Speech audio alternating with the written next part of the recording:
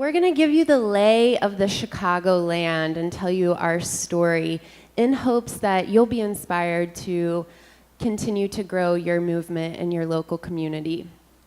So, first and foremost, thank you so much for your support in being here. We just want to tell you a little bit of background about what it means to be a fair trade town. I know this might be repeat information, but this is kind of the building blocks of our story. So there are 2,100 worldwide fair trade towns, and what that means is 5 steps, really. You build a team to create your fair trade town. You engage retailers in making sure that they are selling fair trade. You enroll community organizations that are allies of your work. You commit to fair trade education and events. And lastly, you pass a resolution in your municipality that states you're fair trade, loud and proud. And this is happening all over the world. Here we have Europe. And I just want to take note that there are 635 fair trade towns in the UK. Now, many of you may know that fair trade started in the United States after World War II. And check out the UK, 635. Now let's go to the US. 45, and it's growing. So that really is kind of the responsibility of all of us here, and not only the responsibility, but the pure pleasure of being able to grow fair trade in the US, and what an opportunity we have. So if you are a fair trade town, I know we just went through that here on the stage, but could you just stand up so that we could see the other fair trade towns, people outside of Chicago Fair Trade? Thank you. Give them a round of applause because they're pioneers.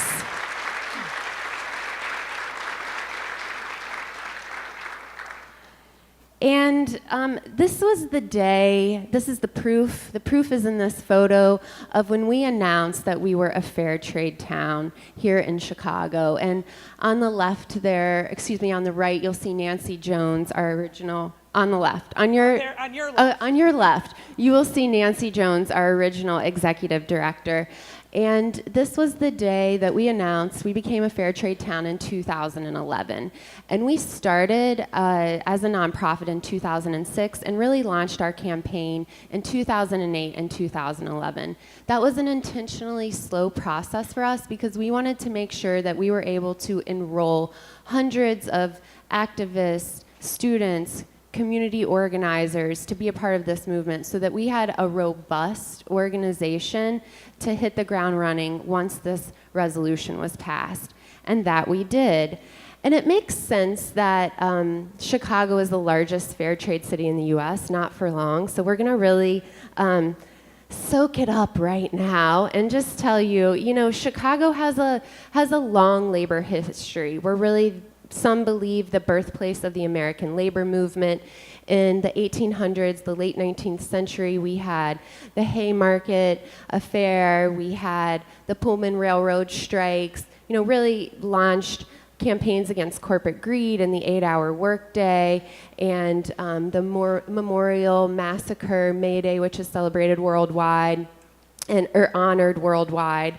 And it makes sense to us that now we want Chicago to evolve that legacy and be the epicenter of ethical consumers. We want to put our earnest, hardworking Midwest ways to good work and really grow this movement. So that's what you're a part of, and that's the story we're going to tell. And even though there are no secrets in fair trade, we are going to tell you all of our secrets right now.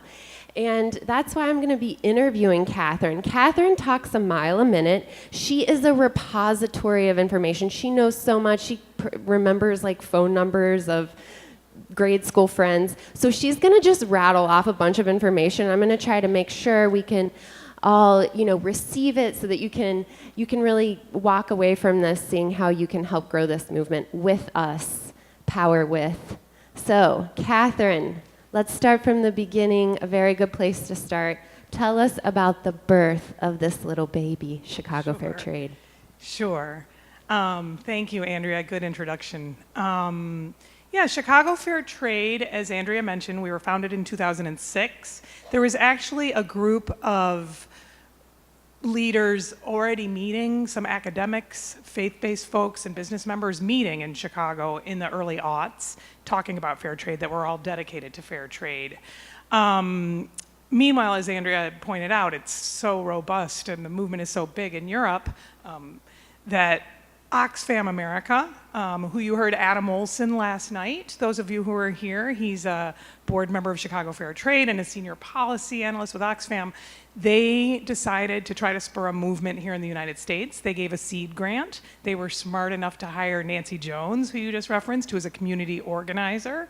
Adam often says that's the best investment they ever made. And she began building the organization. That was in 2005. And she came up with our mission, working with a committee. She pulled together the board and the committee, wrote the bylaws, our structure, all of that, and spun off, and we became an organization in 2006.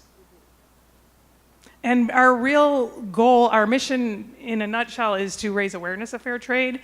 One thing I love so much about fair trade, I find when you talk about it, people can wrap their head around it and get excited about it, then they want to buy it. And in 2006, there was less to buy here. But so we've also really worked on increasing access to fair trade and basically really creating a base of conscious consumers that ask, where was it made? Did workers get a fair wage? And was the environment protected? And thank you for that story. I know many of the original people who were involved with fair trade are here today, and we appreciate everybody's support. And I think it would be helpful for people to know kind of what is the structure, how is Chicago Fair Trade laid out? Sure. We have different memberships. We have individual members that are excited about fair trade and want to spread the word. We have faith-based members. We have nonprofit members. Last night you heard Jose from Food Chain Workers, their members. We have business members. Last night you heard from Refugee, their business members. The Greenheart and Refugee, I said that already. Cause Gear, Mata Traders out there that you can shop from today, and us as well, are all members. Schools, Whitney Young is a member of Chicago Fair Trade. Universities, DePaul, Loyola, they're members as well. Because we knew, as individuals, we try our best, and believe you me, I eat a lot of fair trade chocolate, I drink a lot of fair trade coffee, I shop fair trade clothing, but just as individuals, there's only so much impact we have. So we knew from the beginning we needed to have institutional support and all of these members. So when we started with 24 institutional members, and we now have over 90. We started with 3 locally owned fair trade businesses, and we now have over 60. Wow, give that up.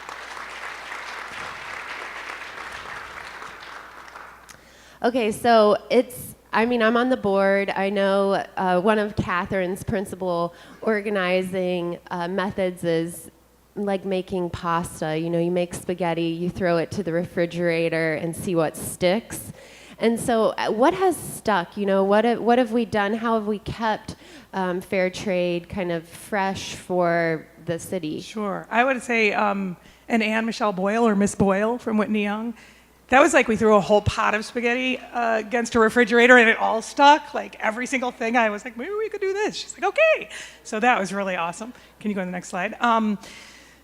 You keep it relevant too. Now, last night, those of you who were here and many of you who weren't here know of the horrific tragedy that took place on April 24th, 2013 in Bangladesh when the building collapsed in Rana Plaza, killing 1,134 apparel workers who were creating clothing that we all buy and wear. It was a horrific tragedy, completely preventable as well, but we took that moment of consumers feeling so guilty and bad and wanting to take action and spun that into action. So we harnessed that. So the following year, we introduced an anti-sweatshop ordinance. If you see to my right there at the podium, there's a gentleman in a suit. That's Amaya Pawar, Alderman Amaya Pawar. He's speaking this afternoon. Nancy Jones at the time went to him and said, we're thinking of bringing an ordinance to City Hall to see if we can become anti-sweatshop. We found out when he sponsored it, and when he was testifying before City Council, his grandfather was a sweatshop worker. So it was a very near and dear to his heart. So we passed an anti-sweatshop ordinance. The Cook County, Chicago is located within Cook County, saw that this had happened and said, we want to do this too, so they passed one as well. And this is taking a stand saying we will not allow our tax dollars, our money, to be spent buying police uniforms, firefighter uniforms that are made in unsafe conditions, often by children in fire traps. So, yes.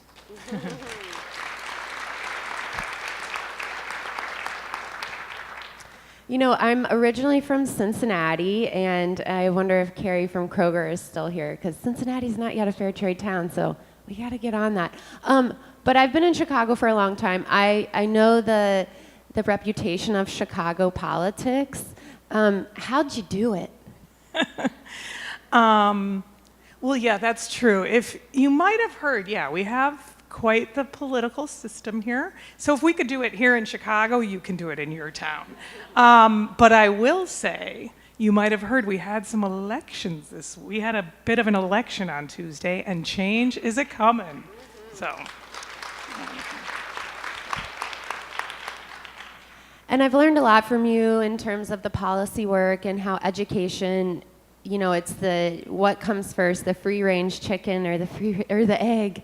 And so education really goes hand in hand with policy. So tell us a little bit about the educational component of Chicago Fair Trade. Sure. Yeah, no, if you have a policy and it's on a piece of paper and something's passed, that's not going to get it cut. You need to have people engage, constituents who know about the policy and fight to make sure it's enacted. So as we pass this anti-sweatshop ordinances, we also were building our base and really educating people about the apparel industry and the dark secrets in the apparel industry.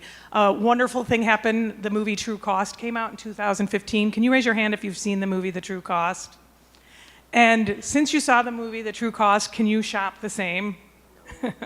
It's a very, very powerful movie. It came to Chicago in 2015, soon after it premiered. Andrew Morgan, the director, came to Chicago. We co-hosted the Chicago debut of the movie, had a panel discussion just afterwards. And now there's fashion schools here that make all their incoming freshmen see that movie.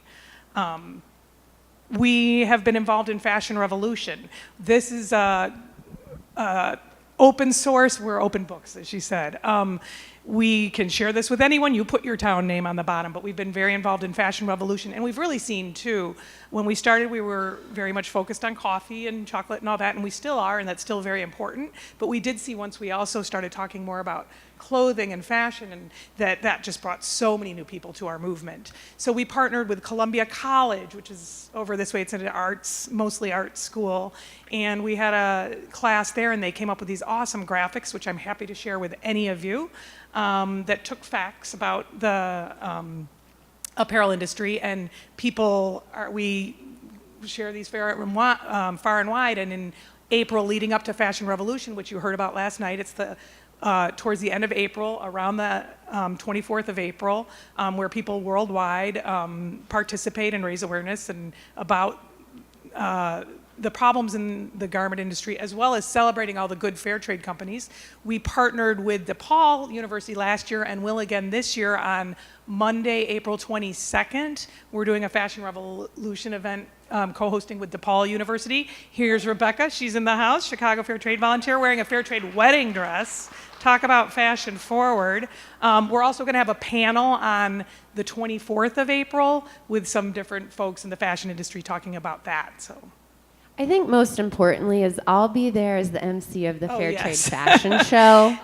It is important, and Andrea, she is our MC extraordinaire, as you can imagine. And yeah, after doing 2 last year, said, I wish someone would just hire me. She just wants to do it full time for a living, is be a Fair Trade Fashion Show MC. So I'm available for your needs. I'm volunteering pro bono. Just have me over. Yeah. So this really makes it fun, makes the educational component fun. And then how do we grow? I mean, of course, Billy just shared what this conference was in 2012 and what it is now. How has Chicago Fair Trade grown? Well, all year round, we're always happy. We're basically a resource. We're kind of, I say, we're cheerleaders and we're matchmakers. If you email us and say, I want to get something fair trade going, we'll brainstorm with you. We know resources, much like Fair Trade Campaigns does, right? And it's wonderful throughout the year. We speak, and more as, but before we spoke in a lot of congregational basements. Now we're speaking at kind of larger corporate gatherings and all, but we're happy to go talk to anyone, anywhere, anytime, within reason about fair trade. And that's all good and wonderful, and that's our mission. But we also like to once a year just get out there in the public and where people can literally stumble upon us, and they're not seeking out to learn more about fair trade like all of you are, but where they literally stumble upon us. And we're also making it up as we go along. So Nancy Jones, 11 years ago, was visiting City Hall. She was visiting with the Department of Environment, which our current mayor dismantled as soon as he came into office. But she was telling him about World Fair Trade Day, and he said, "What day is it?" And she said, "It's the Saturday before Mother's Day." And he called over to the Department of Special Events and said, "Hey, is Daley Plaza," which is a big plaza kind of at the heart of the city, free in early May? And he said, "Yeah." And he turned to Nancy and said, "Okay, it's yours." And she's like, "Okay, now what?" Anyhow, so had set up a market, did educational events there in the heart of the city. So that previous picture, I will say that's just when we were setting up. A lot more people do come. And so for 9 years, we were in Daley Plaza. It expanded to 2 days. We were right in the shadow of City Hall, so really also reminding the city of their commitment that we are a fair trade town. Here we have Ann Deberton, who was so happy to wear the banana costume. It's very funny with the banana costume. People you don't think are like, "Yeah, I want to wear it," and other people not as much. And some diligent student, activists just called and got Ben & Jerry's to donate ice cream and Equal Exchange to donate bananas, and we built the world's largest banana split in Daley Plaza. We were all worried about, we got to find refrigeration, but it was 33 degrees out in early May, so that wasn't a problem, it turned out. Jerome McDonald, who Ann Michelle talked about last night, he's a great ally of ours. He's from our local NPR affiliate. He broadcasts live from there. And we redid it last year. I think Reboot. We rebooted because we're we're in the fashion. We believe in style. We love that intersection of like beauty and doing the right thing. And so let's reveal, what did we do to keep it fresh? Well, and we also, remember how I said it was 33 degrees in early May? It's a little iffy in Chicago. I swear it's not always this cold and horrible though, but to do an outdoor event. So we brainstormed with our business members, and we all agreed the main purpose was to raise visibility that day. Of course they sell lovely fair trade products, but and we started thinking, and we thought Michigan Avenue. Now, Michigan Avenue up this way, other side of the bridge, is the iconic shopping place where people come from all over the Midwest to shop at a lot of big box stores, at a lot of fast fashion stores. But we have a wonderful faith-based member there called Fourth Presbyterian Church. It's right kitty corner from a shopping mall. It's a beautiful church right on Michigan Avenue, and we said, can we move it there? And they said sure, and they were happy to be able to give something for their parishioners to engage actively, which is what we often find with the faith-based communities. They love these opportunities. So we did a fair trade fashion show. Guess who our MC was? You guessed it. We had our business members who, some of them work with models. They asked the models, hey, would you be willing to volunteer your day? We got all these professional models. We have clothing from many of our business members as well as from Eileen Fisher here. The pastor, Vicki Curtis, she's amazing. We were talking about, we want to have a fashion show. She said, we have a very long aisle in our sanctuary. So we had a fashion show in the sanctuary. We, of course, included Whitney Young's students in all of this. As Ann said last night, they printed t-shirts for us. They made poster boards. Here they are there. And I have to say, you think about this movement. You look at these high school students here. You're here at 9:30 on a Saturday morning. When I was your age, I would be asleep. And then when I wake up, I'd be like, Mom, take me to the mall. So I just think about, all of these people that were so engaged. And can you imagine, too, those of you who are older, having had Ann Michelle Boyle as your teacher in high school? Anyhow, we brought them all together, and they took it out on the street. They took it up and down Michigan Avenue, and to make a bit of a spectacle. Everyone was watching us, saying, what's going on here? And it was asking who made my clothes. Little Abbey Road there. Next photo. We weren't supposed to chant, but we kind of chanted. It's kind of hard not to. There's Jerome McDonald broadcasting live. He's interviewing middle school students. That we had another volunteer who hit up every Fairtrade chocolate company in the U.S. and we got 5,000 pieces of Fairtrade chocolate donated, and we got a permit to be in front of the old water tower right down the street from the church where they were passing out maps saying, go over to the church.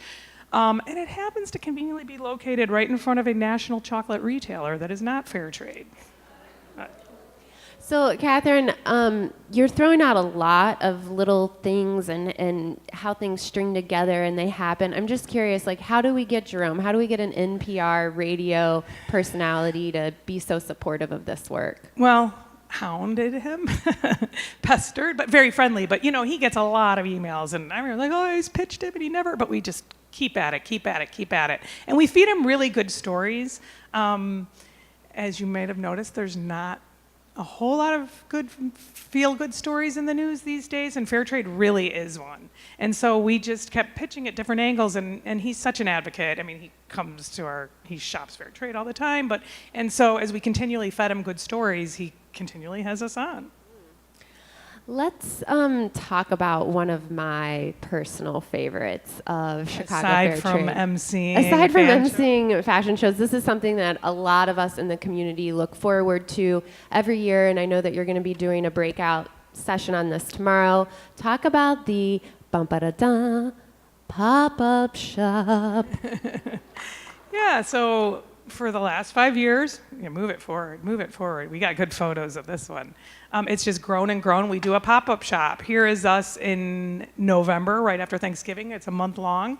We had 32 business members participate this year, and here we are at a ribbon cutting at our 5th annual pop-up shop. We, of course, use it as an opportunity to educate. There we have our Fairtrade stairs with all the principals. And we had this kind of old hippie volunteer with a big beard at our annual fundraiser in the fall, Global Fest. He said to me this year, I'm also Santa Claus if you ever need. And I was like, well, that's convenient because we do a Fairtrade holiday shop. So we had another, Sarah King, who's here from DePaul. She is magic at just asking people to give her Fairtrade candy and chocolate, and they do. So there we had Fairtrade Santa handing out Fairtrade chocolate and Swedish fish because we were in Andersonville, which is a Swedish neighborhood.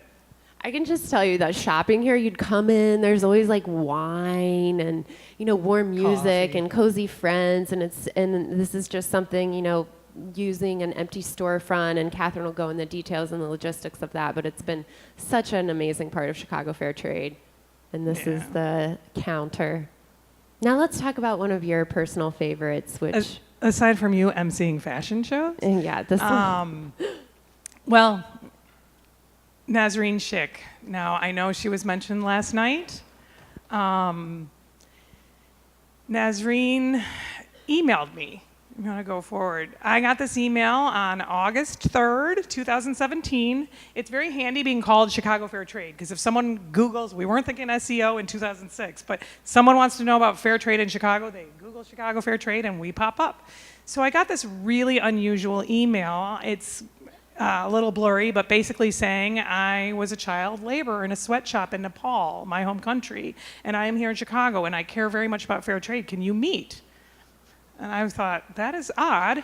And I thought, do you want my bank account info too? It was like slightly a little bit, I'm a little skeptical, but mostly an optimist. So I said, yeah, I will meet. So we met a couple days later. She also told me she emailed everyone and no one was getting back to her. But I get back, this is the first time I met her. And then we started saying, I said we've got Natasha, who's here of Kathmandu Yogi. She goes, I know Natasha. So I took a picture of her with our newsletter to send to Natasha. So there she is, and I realized immediately she's the real deal.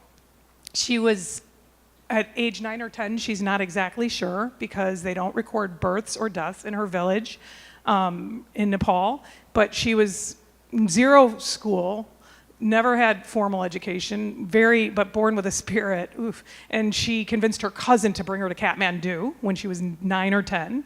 And she wound up working in a 7-foot by 7-foot room, making T-shirts for export to the United States. Working in a 7-foot by 7, she slept on the T-shirts. She was with 4 other girls. They ate everything they did in that room. She said she remembers pulling threads out of her mouth that would fall into the food. Yet in her spare time, she was learning some embroidery, and she just poured her love into that. And she always said, how can people wear these t-shirts in my misery? She just couldn't fathom that people would buy these shirts. But so she poured all her love into her embroidery and her beautiful pieces and started going out and knocking on doors and selling them to stores nearby. And people loved them. They were beautiful. She filled them with love and started needing more than she could make herself. So she invited another couple girls to join in with her, started selling more. And then they said, wait a minute, they're selling them. They're getting more profit than we are. So she opened a Fairtrade store and formed a women's Fairtrade cooperative, which is there in Kathmandu.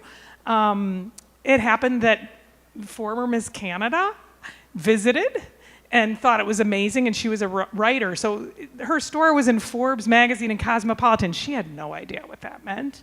But anyhow, then when her parents started trying to force her into marriage, she already had this international group of reporters that she got it out to. Amnesty International took up her cause, and she broke free.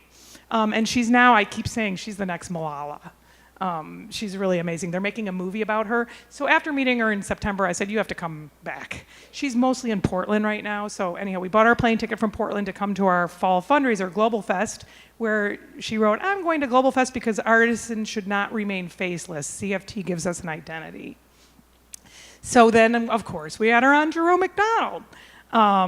And luckily that day, Anne Michelle Boyle, on a rare moment of rest, sat down to eat lunch and turned on BEZ and emailed Jerome McDonald the moment our segment ended and said, I have to have that woman come speak in my class.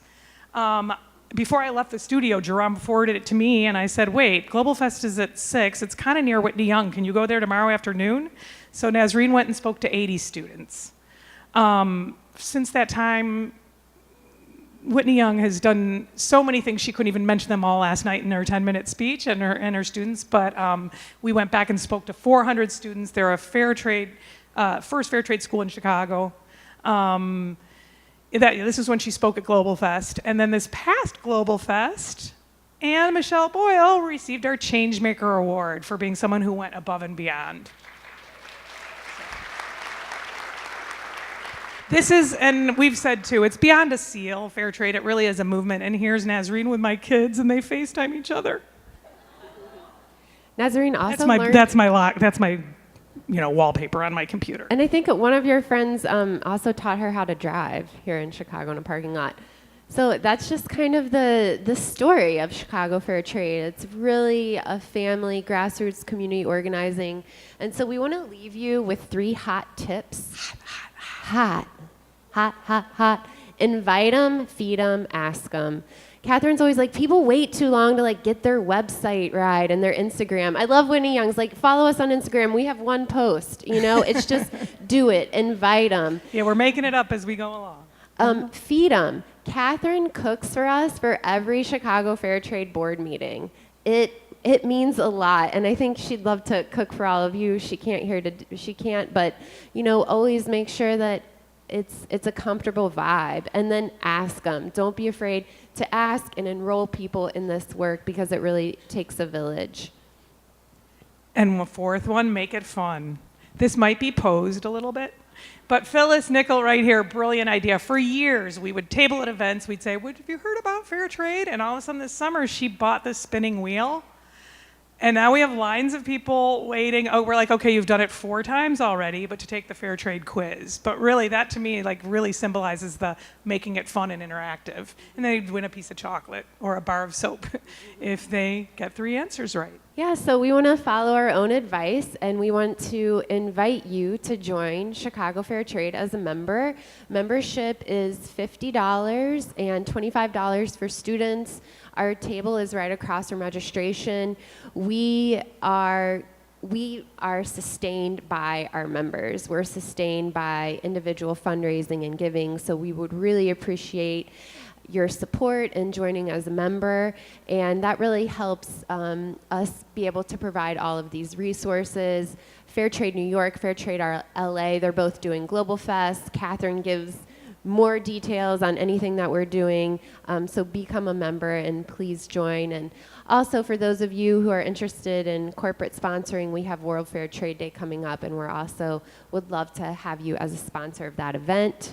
You can also buy Chicago Fairtrade coffee at our table. Which is Metropolis Coffee. They're members of ours. And yeah, so the delicious coffee you're drinking here, you can purchase out there. And you can stay in touch. This is Katherine's email address. You can join our newsletter and our Instagram and Facebook. We'll be sharing a lot of photos from here. Did you enjoy learning about Chicago Fairtrade?